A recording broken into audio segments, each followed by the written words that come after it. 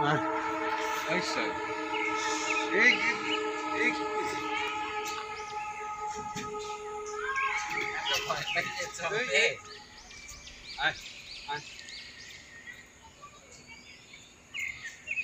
तार की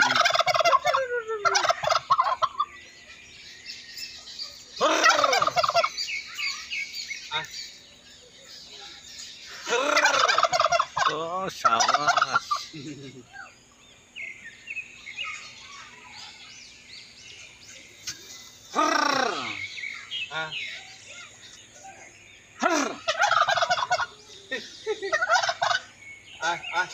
नहीं बनना